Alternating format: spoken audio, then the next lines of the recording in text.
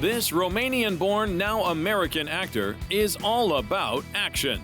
You know, exhilaration, adventure, dopamine.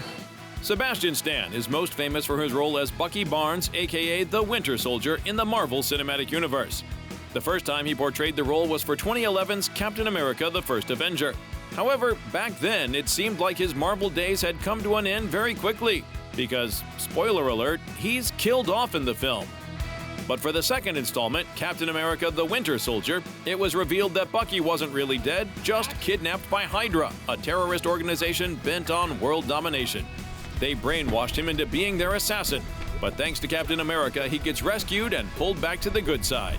The role made Sebastian a big star, and he doesn't take his fans for granted. Those are my true fans. They've come from Berlin and they've visited me, yeah. Wow. So I love them very much. Wow, they really love you then. Yeah, they came out and they stood outside of the Soho House in Berlin for a really long time when we were shooting. And well, just that kind of response from fans is something that you never really get used to. Apart from his Marvel work, though, another of the actor's longtime dreams came true when he was able to work with director Ridley Scott on The Martian. Well, it's definitely, something checklist off of the bucket list. It's definitely something I'm really going to look back on for a long time, be very proud of. I've loved his movies so much, and I'm just happy to be a part of one of them. In The Martian, the star plays an astronaut who goes on a mission to the Red Planet with his crew. But when they're forced to leave in a hurry after a fierce storm strikes, they accidentally leave one member of the team behind. As that character, portrayed by Matt Damon, tries to survive on his own, NASA works to bring him home, while his crewmates hatch their own plan to rescue him. Well, first of all, it deals with so many people, so many people's lives are affected by this one man, and the fact that everybody gets behind the task of getting him home is a big universal message, I think, for all of us, that we need to get along. Doesn't matter where we're from or kind of what race we are or anything, that we can achieve a lot if we can unify as a globe. In 2016, Stan was back as the Winter Soldier in the third Captain America film, Civil War. This time around, though, he packed on 20 pounds of muscle for the role, which meant they had to craft a whole new metal arm for him, as he was too big to fit into the old one.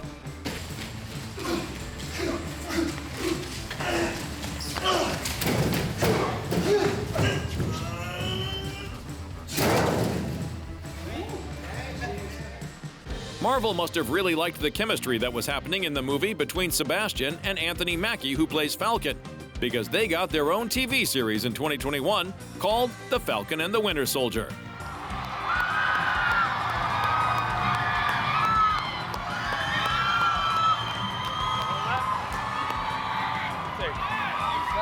You take it, hold it.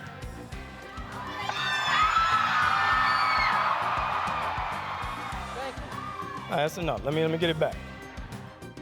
The following year, Stan channeled his inner rock star when he portrayed famous drummer Tommy Lee in the biographical dark comedy Pam and Tommy. It tells the story of Lee's whirlwind relationship with Pamela Anderson and how their sex tape was stolen and distributed against their will. And from playing a celebrity rock star, he jumped to playing a celebrity politician, because in 2024, Stan tackled the role of Donald Trump in the biographical drama The Apprentice, a film which follows the former president as a budding business tycoon building up early successes in the 70s and 80s. But despite his flourishing acting career, Sebastian still has big ambitions for the future. This is a director's medium, ultimately movies. You're much more involved with something than as an actor. Because an actor, you come in, you do your part, and then you leave, but they go on with the movie, with the editing and all that stuff. So I'd like to try that one day. So who knows what the future will bring for Sebastian Stan? We might just see him behind the camera someday. But either way, we can't wait to watch whatever he does next.